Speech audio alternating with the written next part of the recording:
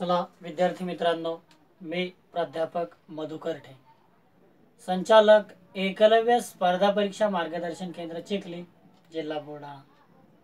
आपल्या ऑनलाईन क्लासेसमध्ये महाराष्ट्र राज्यातील सर्व विद्यार्थ्यांचे हार्दिक स्वागत स्वागत स्वागत.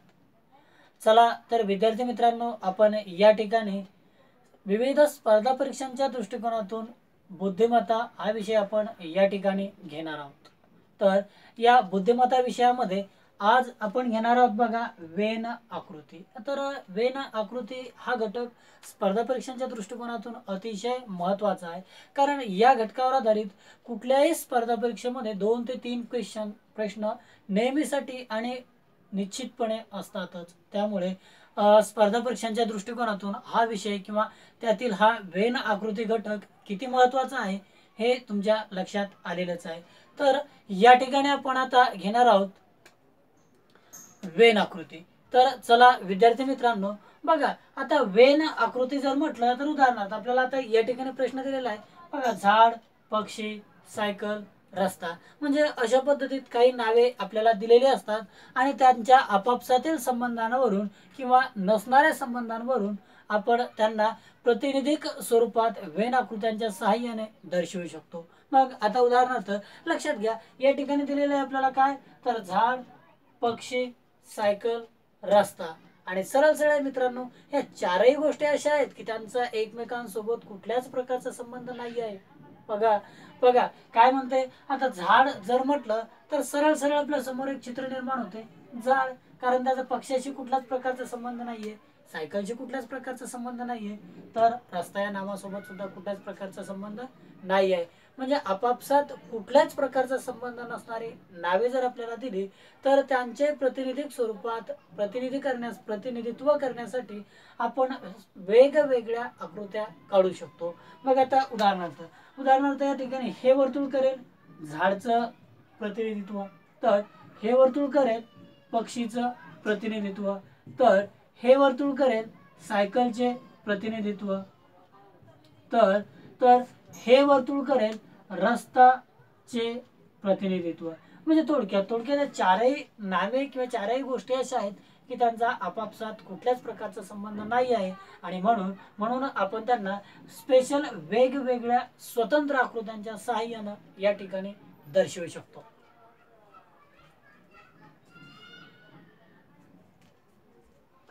चला तर आता या ठिकाणी आपल्याला नावे सांगता येतात बघा, भारत, पाकिस्तान, अमेरिका. सरळ सरळ आहे. भारत या नामाचा किंवा या देशाचा पाकिस्तान सोबत कुठल्याच प्रकारचा संबंध नाही आहे, तर अमेरिकेसोबत पण कुठल्याच प्रकारचा संबंध नाही आहे. त्याचप्रमाणे या समोरील दोनही नामांचा सुद्धा कुठल्याच प्रकारचा आपापसात किंवा एकमेकांसोबत संबंध नाही आहे. म्हणजेच आपल्याला यांना जर वेन आकृतीच्या सहाय्याने दर्शवायचं तर सरळ सरळ आहे, आपल्याला 3 स्वतंत्र वर्तुळे असणाऱ्या वेन आकृतीच्या सहाय्याने ह्यांना आपल्याला दर्शविता येते. म्हणजे आपापसात संबंध नसणाऱ्या गोष्टींचा आपल्याला जर म्हटलं तर स्वतंत्र वेन आकृत्यांच्या किंवा वर्तुळांच्या सहाय्याने आपण त्यांना दर्शवू शकतो. उदाहरणार्थ आणखी सांगता येते बघा आपल्याला, बघा वाघ, सिंह, लांडगा. आता याही ठिकाणी जर म्हटलं तर 3 प्राणी वेगवेगळ्या जातीचे आहेत. सरळ आहे, वाघचं प्रतिनिधित्व करेल हे वर्तुळ, सिंहाचं प्रतिनिधित्व करेल हे वर्तुळ, तर लांडगाचं प्रतिनिधित्व करेल हे वर्तुळ. म्हणजे त्यांचा आपापसात कुठल्याच प्रकारचा संबंध नाही आहे, म्हणून त्यांना आपण 3 स्वतंत्र वर्तुळांच्या सहाय्याने दर्शवित आहोत. आणखी आपल्याला त्यानंतर सांगता येते, तर बघा आता या ठिकाणी आपल्याला सांगता येते बघा महाराष्ट्र, त्यानंतर सांगता येते बघा पंजाब, त्यानंतर सांगता येते बघा हरियाणा, आणि सरळ सरळ आहे ना मित्रांनो, काय आहे तर महाराष्ट्र एक स्पेशल राज्य आहे, पंजाब एक स्पेशल राज्य आहे, तर हरियाणा एक स्पेशल राज्य आहे. म्हणजे 3ही स्वतंत्र राज्य आहेत, म्हणून त्यांना आपल्याला 3 स्वतंत्र वर्तुळांच्या सहाय्याने आपण त्यांना दर्शवू शकतो. आणखी जर म्हटलं तर आपल्याला आणखी सांगता येते बघा, आता आपल्याला समोर जर म्हटलं तर आणखी वेगवेगळ्या पद्धतींमध्ये मग आपल्याला उदाहरणार्थ सांगता येते आपल्याला बघा, कम्प्युटर संच, काय म्हणतो आपण कम्प्युटर संच, त्यानंतर सांगता येते बघा आपल्याला टीव्ही संच, त्यानंतर सांगता येते आपल्याला टीव्ही संच, त्यानंतर सांगता येते बघा आपल्याला रेडिओ. आणि सरळ सरळ आहे, सरळ. आता कम्प्युटर हा वेगळा संच आहे, टीव्ही हा वेगळा संच आहे आणि रेडिओ हा सुद्धा पण वेगळा आहे. म्हणजे यांचा आपापसात कुठल्याच प्रकारचा संबंध नाही आहे. आणि म्हणून म्हणून आता आपल्या असंही लक्षात आलं सर्वात शेवटी, तर ज्या गोष्टींचा आपापसात कुठल्याच प्रकारचा संबंध नसतो आणि त्यांना जर आपल्याला प्रातिनिधिक स्वरूपात वेन आकृतींच्या सहाय्यानं दर्शवायचं असेल तर आपण अशी स्वतंत्र वर्तुळे काढून त्यांना आपण दर्शवू शकतो.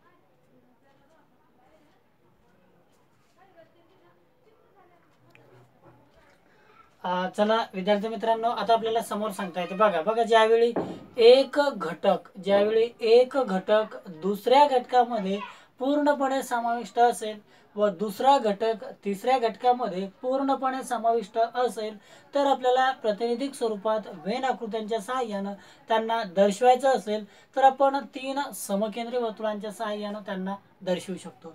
उदाहरणार्थ बघा नंबर 1 चा प्रश्न काय म्हणते आपला, बुलढाणा, महाराष्ट्र, भारत. तर विद्यार्थी मित्रांनो लक्षात घ्या, आता हे वर्तुळ जर म्हटलं आपण बुलढाणा, बरोबर आहे, ह्या वर्तुळाला म्हटलं आपण कोणाचं प्रतिनिधित्व करत आहे या ठिकाणी, बुलढाणा. हे वर्तुळ कोणाचं प्रतिनिधित्व करत आहे, बुलढाणा. नंबर 2 मध्ये महाराष्ट्र. तर मग नंबर 2चं वर्तुळ प्रतिनिधित्व करेल बघा महाराष्ट्र. आणि लक्षात घ्या ना, हे बाहेरचं वर्तुळ कोणाचं आहे, महाराष्ट्राचं. आणि बुलढाणा जिल्हा हा पूर्णपणे महाराष्ट्रात आहे, म्हणून आपल्याला त्याला महाराष्ट्राचे प्रतिनिधित्व करणाऱ्या वर्तुळाच्या आतमध्ये घ्यावे लागेल. म्हणजे एक घटक म्हणजे बुलढाणा या ठिकाणी पहा, ज्यावेळी एक घटक म्हणजे या ठिकाणी बुलढाणा पूर्णपणे दुसऱ्या घटकामध्ये म्हणजे महाराष्ट्र मध्ये समाविष्ट असेल तर आपण समकेंद्री वर्तुळाच्या सहाय्याने दर्शवू शकतो.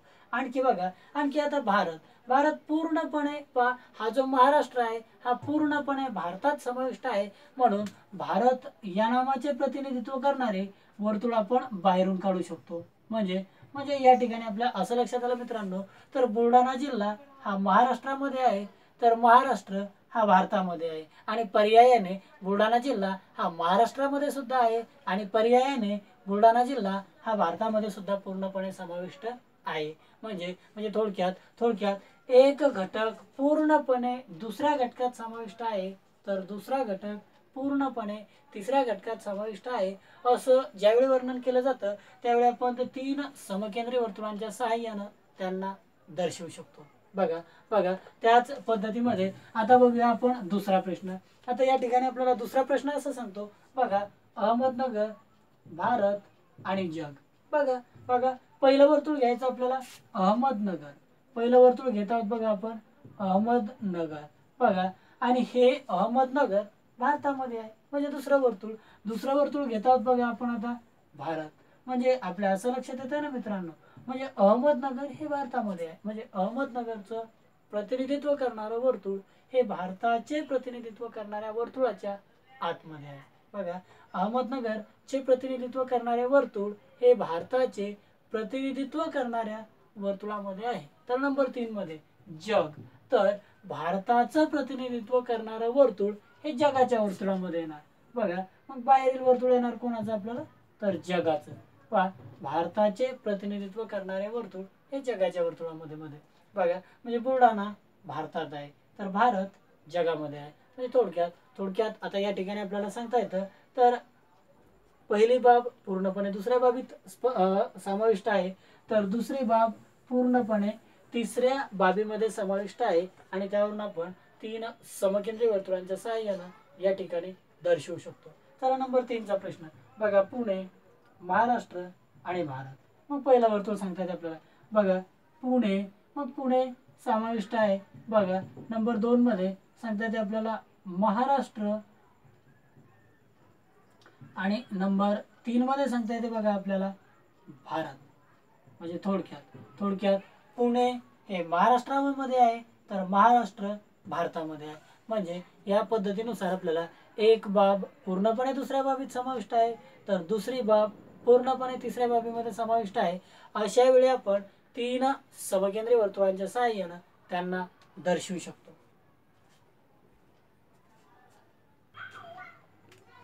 बघा आता आपल्याला समोर सांगता येते बघा, कोणत्याही तीन बाबी ह्या प्रत्येकीशी आपापसात संबंधित असतील. कोणत्याही तीन बाबी ह्या प्रत्येकीशी आपापसात संबंधित असतील व त्याच सोबत त्यातील कोणत्याही दोन बाबी ह्या आपापसात संबंधित असतील व व त्यातील प्रत्येक बाब ही स्वतःचे आणि स्वतंत्र अस्तित्व दर्शवित असेल तर आपल्याला आता या समोरील वेन आकृतीच्या सहाय्याने दर्शविल्या जाते. उदाहरणार्थ बघा मित्रांनो, या ठिकाणी म्हणतो आपण पदवीधर, बेरोजगार आणि पुरुष. बघा बघा आता पदवीधर हा बेरोजगारही असू शकतो, म्हणजे प्रत्येकच पदवीधर काही नोकरीवर नाहीये, म्हणजे पदवीधर हा बेरोजगारही असू शकतो. त्याच पद्धतीत पदवीधर हे पुरुषही असू शकतात. बरोबर, याचा अर्थ सर्व स्त्रिया या पदवीधर नसतात. म्हणजे थोडक्यात या पदवीधरचा संबंध काय, तर बेरोजगार सोबत पण येतो, पुरुष सोबत पण येतो. म्हणजे थोडक्यात बघा, पदवीधर हा एखादा बेरोजगारही असू शकतो, पदवीधर हा पुरुषही असू शकतो. बरोबर आहे, म्हणजे सर्व पदवीधर मध्ये काही पुरुष आहेत तर काही स्त्री आहेत, पण त्यात तो पुरुषही असू शकतो. म्हणजे थोडक्यात पदवीधरचा संबंध या दोघांसोबतही वेगवेगळा येऊ शकतो. आणि थोडक्यात तिसरं, पदवीधर हा शब्द स्वतःचं स्वतंत्र अस्तित्व कायम राखू शकतो. म्हणजे थोडक्यात आपण काय म्हणतो, तीन बाबी ह्या आपापसात तिघीही एकमेकांशी संबंधित असतील. तीन बाबी ह्या आपापसात तिघीही एकमेकांशी संबंधित असतील व त्यातील कोणत्याही दोन बाबी आपापसात संबंधित असतील व व प्रत्येक बाब स्वतःचं स्वतंत्र अस्तित्वही राखत असेल तर त्यावेळी आपल्याला आता या वेन आकृतीच्या सहाय्यानं दर्शविल्या जाते. उदाहरणार्थ एक सांगता येते आपल्याला, असं वर्तुळ, दुसरं असं वर्तुळ आणि तिसरं असं वर्तुळ. म्हणजे तीनही वर्तुळ आपापसात गुंतलेली आहेत.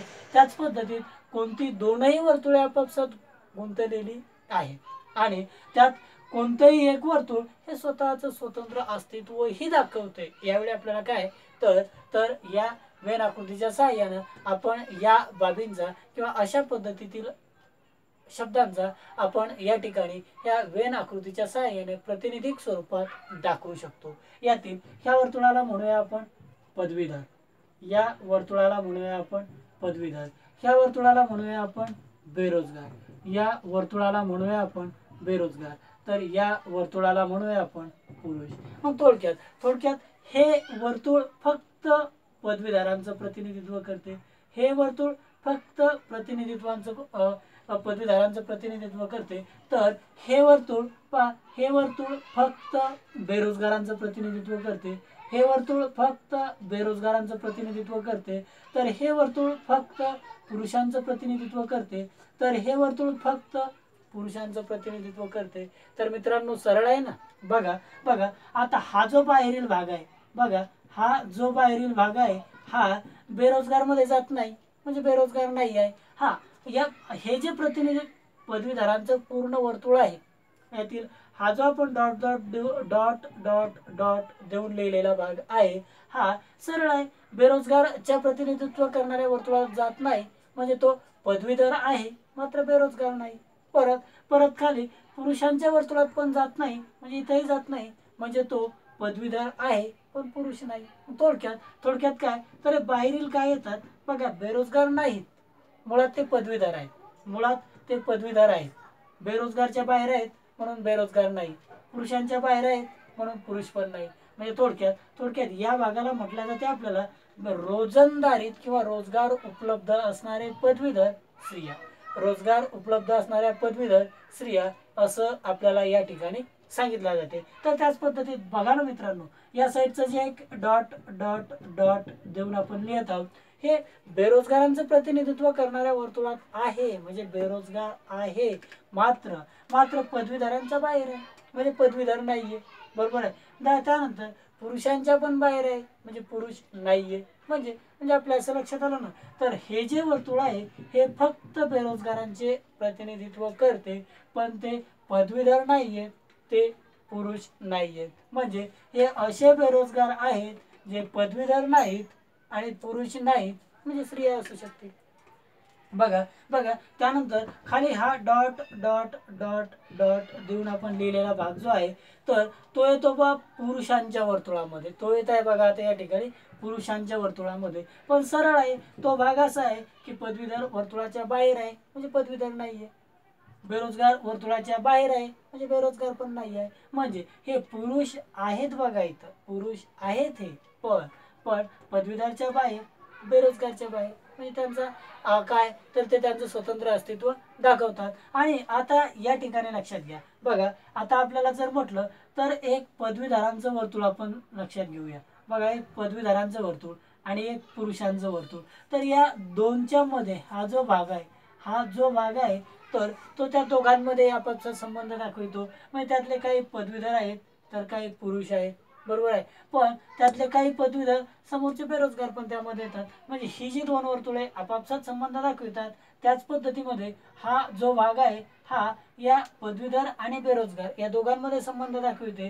तर त्याच पद्धतीमध्ये हा जो भाग येते हा भाग बेरोजगार आणि पुरुष ह्यांच्यामध्ये संबंध दाखविते. आणि मधील जो हा भाग आहे बघा, आता हा तीनही वर्तुळांमध्ये येतो. याचा अर्थ सरळ आहे, हा भाग पदवीधरांचं पण प्रतिनिधित्व करतो, हा भाग बेरोजगारांचं पण प्रतिनिधित्व करतो, हा भाग पुरुषांचं पण प्रतिनिधित्व करतो. म्हणजे थोडक्यात आपल्या असं लक्षात आलं की ज्यावेळी दिलेल्या बाबींमधील किंवा गोष्टींमध्ये तीनही बाबी प्रत्येकाशी आपापसात संबंधित असतील किंवा त्यातील कुठल्याही दोन बाबी आपापसात संबंधित असतील किंवा प्रत्येक बाब ही स्वतःचं स्वतंत्र अस्तित्व सुद्धा दाखवू शकत असेल, त्यावेळी त्यांना आपल्याला या दिलेल्या वेन आकृतींच्या सहाय्याने म्हणजे तीन वेगवेगळी वर्तुळे आणि एकमेकात गुंतलेली वर्तुळे या वेन आकृतीच्या सहाय्याने आपण त्यांना दर्शवू शकतो.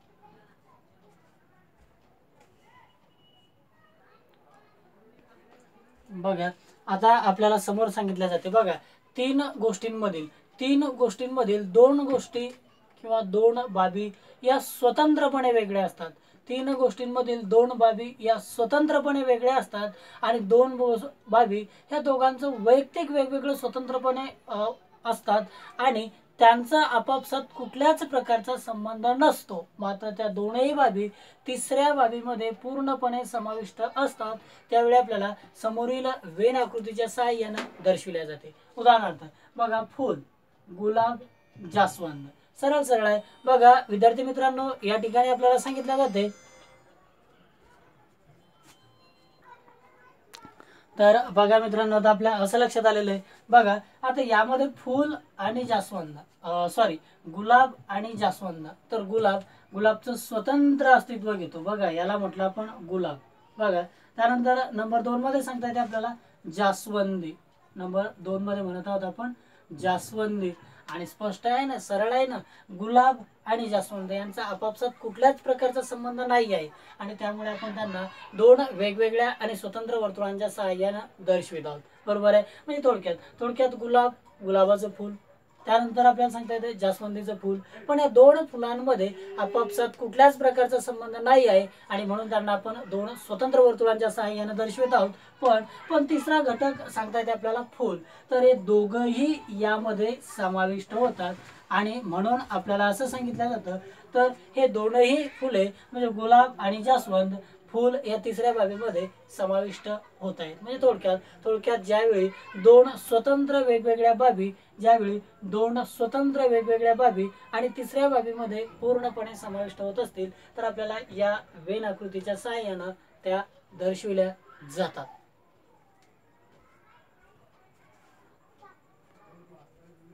चला विद्यार्थी मित्रांनो, आपल्याला समोरील प्रश्न सांगता येते बघा या ठिकाणी म्हणतो आपण बुलढाणा, औरंगाबाद, महाराष्ट्र.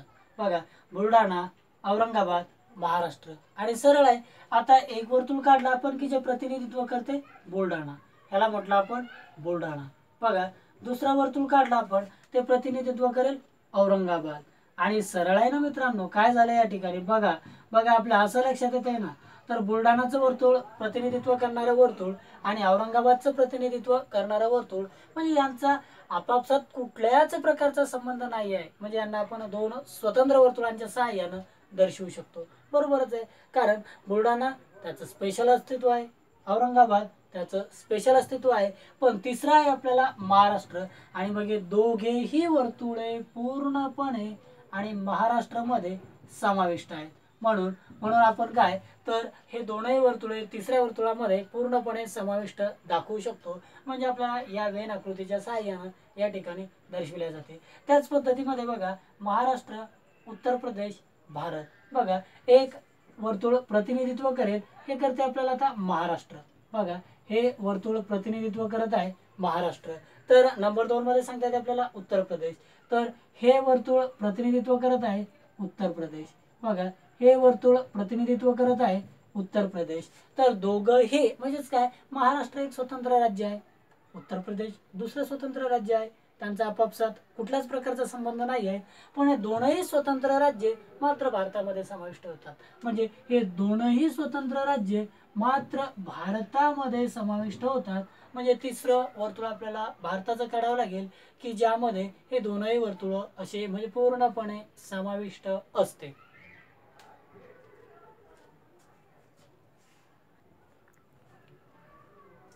बघा मित्रांनो, आता आपल्याला समोर सांगता येते ज्यावेळी दिलेल्या 3 बाबी दिलेल्या असतील त्यातील 2 बाबी या काही प्रमाणात आपापसात संबंधित असतील. पहा दिलेल्या 3 बाबींमधून 2 बाबी या काही प्रमाणात आपापसात संबंधित असतील. मात्र दोनही बाबी पूर्णपणे तिसऱ्या वर्तुळामध्ये म्हणजे तिसऱ्या बाबीमध्ये समाविष्ट होत असतील तर आपल्याला समोरील प्रातिनिधिक वेन आकृतीच्या सहाय्याने त्यांना दर्शविल्या जाते. उदाहरणार्थ बघा बघा या ठिकाणी विदुर, पिता, पुरुष. मग एक वर्तुळ जर प्रतिनिधित्व करेल विदुर, पहा एक वर्तुळ जर प्रतिनिधित्व करेल विदुर तर दुसरं वर्तुळ प्रतिनिधित्व करेल पिता. बघा दुसरं वर्तुळ प्रतिनिधित्व करेल पिता. तर थोडक्यात लक्षात घ्या. बघा आता विदुर या शब्दाचा अर्थ सुरुवातीला लक्षात घ्या. विदुर म्हणजे ज्याची पत्नी मरण पावलेली आहे असा पुरुष म्हणजे सांगता येते बघा आपल्याला विदुर. म्हणजे विधवा कोणाला म्हणतोय आपण तर ज्या स्त्रीचा पती मरण पावलेला आहे तिला म्हणतो आपण विधवा. तर त्याच पद्धतीमध्ये ज्या पुरुषाची पत्नी मरण पावलेली आहे त्याला म्हणतोय बघा आपण विदुर. आणि थोडक्यात लक्षात घ्या तर या ठिकाणी विदुर. मग हे वर्तुळ जर प्रतिनिधित्व करत असेल विदुर तर मग बघा बघा तर याच्या दुसरं वर्तुळ प्रतिनिधित्व करते बघा पिता, बरोबर आहे. आणि हे वर्तुळ प्रतिनिधित्व करते विदुर. तर थोडक्यात लक्षात घ्या ना मित्रांनो. बघा आता या वर्तुळामध्ये येणारी बाब म्हणजे विदुर लोकांचं प्रतिनिधित्व करते. पण मग या वर्तुळामध्ये येणारी बाब ही पिता या व्यक्तींचं प्रतिनिधित्व करते. मग लक्षात घ्या ना मित्रांनो. बघा बघा तर सर्वच विधुर पिता असतील असं नाही, बरोबर आहे. म्हणजे याच्या बाहेर येणारे जे आहेत हे डॉट डॉट डॉट करून जे दर्शवित आहोत ह्या वर्तुळामध्ये येणारे जे आहेत ते विधुर आहेत पण त्यांना मुलं नाही आहेत, ते पिता नाही आहेत. पण त्यावेळी या वर्तुळात येणारे म्हणजे आपण जो डॉट डॉट डॉट करून दर्शवित असलेला भाग आहे बघा ते पिता आहेत पण विधुर नाहीत. मग बघा बघा आपल्या असं लक्षात येते हा मधील जो भाग येतो, हा जो मधील भाग येतो म्हणजे जो दोनही वर्तुळांमध्ये येतो तो म्हणजे विधुर पण आहे पिता पण आहे, बरोबर आहे. म्हणजे ह्या काही प्रमाणात आपापसात संबंधित बाबी आहेत. म्हणजे यामध्ये येणारे जे विधुर आहेत, या ठिकाणी येणारे जे विधुर आहेत ते विधुरही आहेत पिताही आहेत, बरोबर आहे.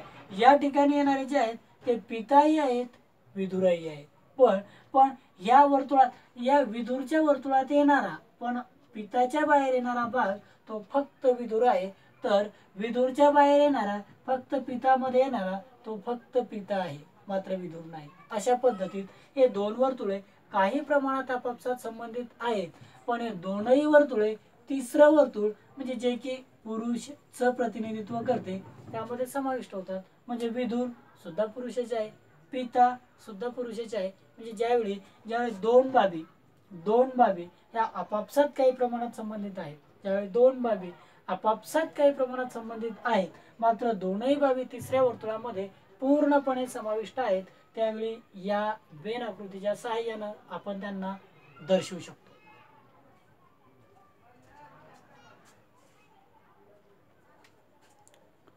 चला आता समोर सांगितलं जातं मित्रांनो आपल्याला पहा दिलेल्या 3 बाबींपैकी 2 बाबी ह्या काही प्रमाणात आपापसात संबंधित असतील.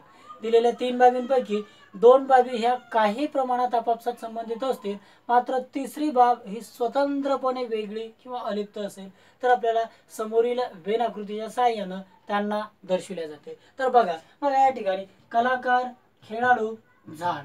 तर बघा आता कलाकार हे वर्तुळ प्रतिनिधित्व करते. त्यानंतर त्यानंतर जर म्हटलं तर खेळाडू हे वर्तुळ प्रतिनिधित्व करते. खेळाडू हे वर्तुळ प्रतिनिधित्व करते. तर झाड म्हटलं तर हे वर्तुळ प्रतिनिधित्व करते. बघा मित्रांनो, आता हे वर्तुळ म्हणत आहोत आपण कलाकार, म्हणजे या वर्तुळात येणारा प्रत्येक जण कलाकार आहे. पण पण असणाऱ्या समाजातील कलाकारांपैकी प्रत्येकच खेळाडू नसणार आहे. बरोबर आहे, प्रत्येकच खेळाडू नसणार आहे, मात्र तो कलाकार असणार आहे. म्हणजे या ठिकाणी येणारे फक्त कलाकार आहेत. तर हे वर्तुळ सांगता येते बघा आपल्याला, हे वर्तुळ सांगता येते बघा आपल्याला खेळाडूंचं.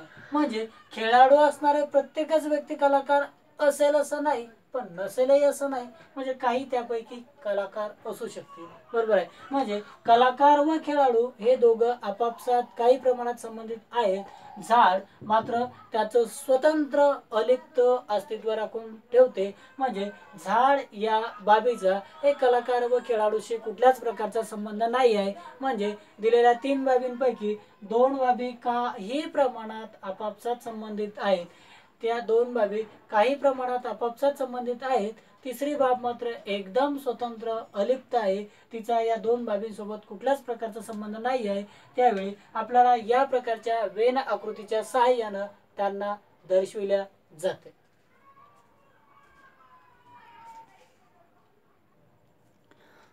चला बघा विद्यार्थी मित्रांनो, आपल्याला आता समोर सांगता येते बघा दिलेल्या 3 बाबींपैकी एक बाब पूर्णपणे दुसऱ्या बाबीमध्ये समाविष्ट असेल. दिलेल्या 3 घटकांपैकी अथवा बाबींपैकी एक बाब अथवा घटक हा पूर्णपणे दुसऱ्या घटकामध्ये समाविष्ट असेल तर तिसरा घटक हा दोनही घटकांशी कुठल्याच प्रकारचा संबंधित नसून तो त्याचं स्वतंत्र अस्तित्व दर्शवित असेल तर आपल्याला पुढील वेन आकृतीच्या सहाय्यानं दर्शविल्या जाते. उदाहरणार्थ पकडा बुलढाणा, महाराष्ट्र, हरियाणा. बघा आता बुलढाणा, मग बुलढाणाचं प्रतिनिधित्व करते बघा हे वर्तुळ. बरोबर आहे. तर नंबर 2 मध्ये महाराष्ट्रचं प्रतिनिधित्व करते बघा बाहेरील वर्तुळ. आणि मग आपल्या असं लक्षात आलं ना मित्रांनो, बघा बुलढाणा हा पूर्णपणे समाविष्ट आहे महाराष्ट्रामध्ये, पण तिसरं वर्तुळ आहे हरियाणा. मग हरियाणाचा काय, तर या दिलेल्या 2 बाबींसोबत कुठल्याच प्रकारचा संबंध नाही आहे. यातील पहिली बाब अथवा घटक पूर्णपणे दुसऱ्या बाबीमध्ये समाविष्ट आहे, मात्र तिसरी बाब अथवा घटक हा पहिल्या 2 बाबींसोबत कुठल्याच प्रकारचा संबंधित नाही आहे. त्यावेळी या वेन आकृतीच्या सहाय्याने आपण त्यांना दर्शवू शकतो.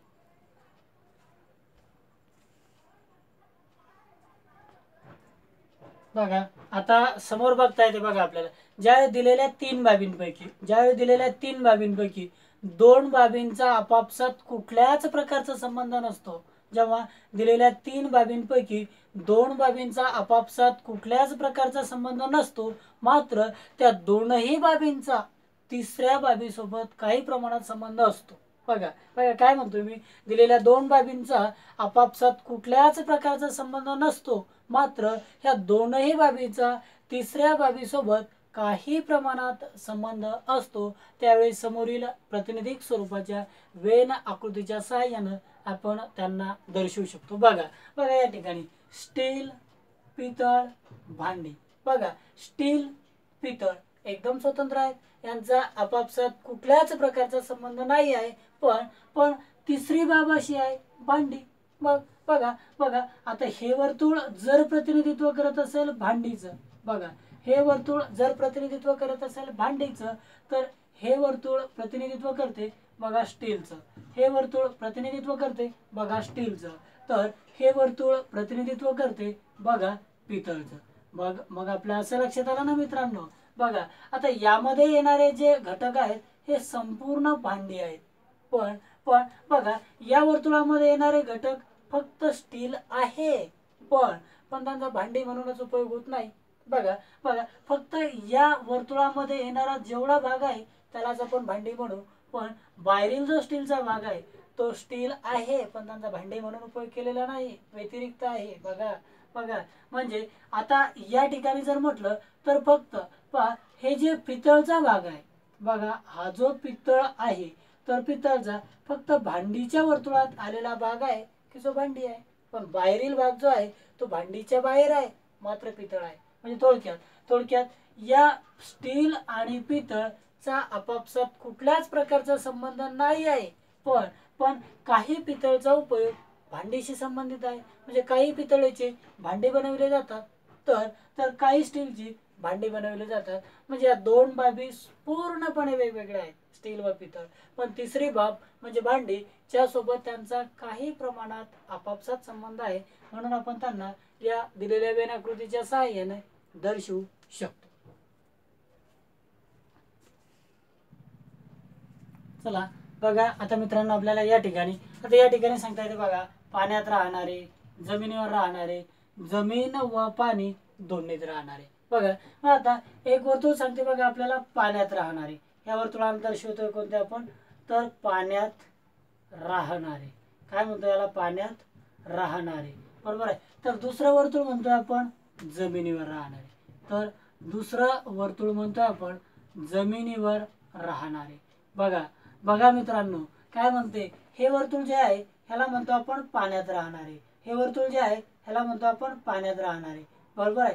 तर हे वर्तुळ जे आहे ह्याला म्हणतो आपण जमिनीवर राहणारे, हे वर्तुळ जे आहे ह्याला म्हणतो आपण जमिनीवर राहणारे.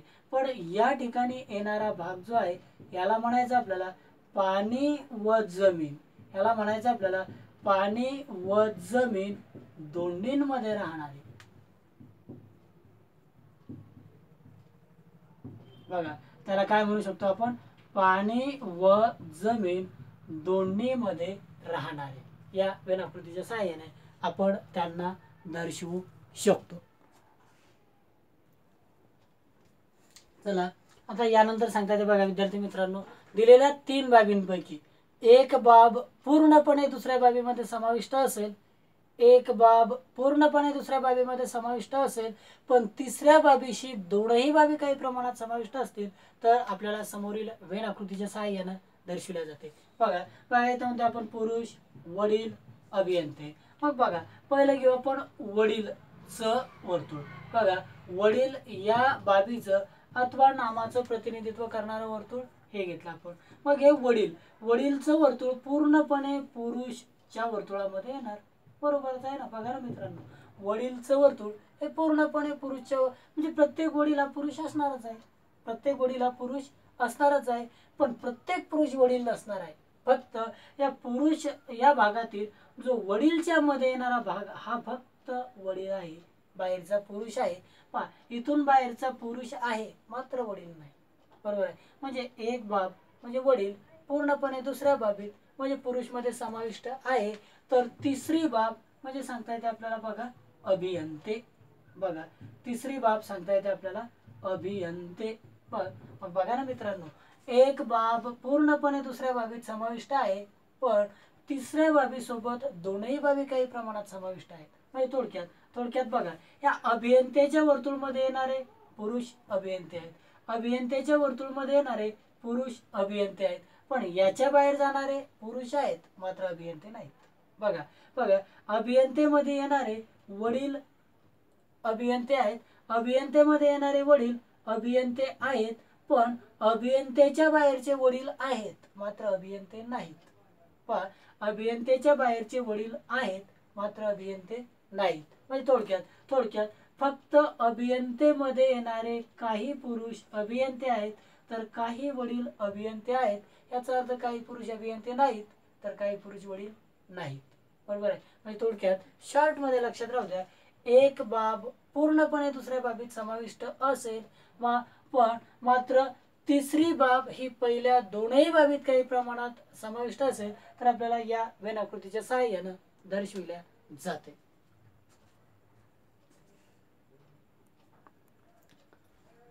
तर विद्यार्थी मित्रांनो, आज आपण घेतलेला भाग अतिशय सोप्या पद्धतीमध्ये आणि सर्वांच्या लक्षात आलेला असेल अशी आशा बाळगतोय. आणि अशाच पद्धतीमध्ये आपण संपूर्ण बुद्धिमत्ता हा विषय या ठिकाणी शिकणार आहोत. तर विद्यार्थी मित्रांनो, मी शिकवलेला घटक तुमच्या चांगल्या पद्धतीत लक्षात आलेला आहे असं आपण या ठिकाणी गृहीत पकडूया. जर तुम्हाला आपले यानंतर टाकलेले व्हिडिओ तुम्हाला नोटिफिकेशन मिळाव्या अशा वाटत असतील तर तुम्ही आपले यूट्यूब अकाउंट मधुकर ठेंग हे सबस्क्राईब करा, की जेणेकरून मी टाकलेले व्हिडिओ हे तुम्हाला लगेच नोटिफिकेशन मिळतील आणि तुम्ही ते बघू शकाल.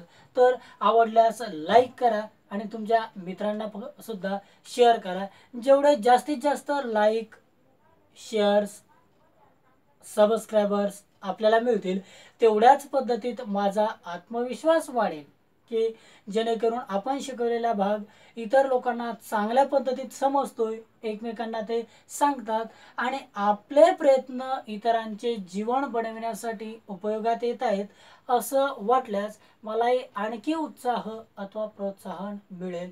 तर विद्यार्थी मित्रांनो, अशाच पद्धतीमध्ये आपला बुद्धिमत्ता विषयाचा 25% सिलेबस आपण माझे यूट्यूब अकाउंट मधुकर ठेंग या यूट्यूब अकाउंटला अपलोड करणार आहोत आणि तो तुम्ही बघू शकताय. आणि तुम्हाला चांगलाच आवडल्यास तुम्ही संपूर्ण 100% सिलेबस बघण्यासाठी तुम्ही आपली DVD सुद्धा या ठिकाणी उपलब्ध आहे. तर ज्यांना 100% DVD मधून बुद्धिमत्ता विषय शिकायचा असेल तर ते DVD सुद्धा मागवू शकता आणि तुम्ही कुठल्याही क्लासला न जाता घरच्या घरी स्पर्धा परीक्षेच्या दृष्टिकोनातून बुद्धिमत्ता या विषयाची तयारी करू शकता. तर बुद्धिमत्ता या विषयाची DVD घेण्यासाठी माझा मोबाईल नंबर 97 67 32 65 86 या मोबाईल नंबरला संपर्क साधून तुम्ही संपूर्ण DVD या ठिकाणी मागवू शकता.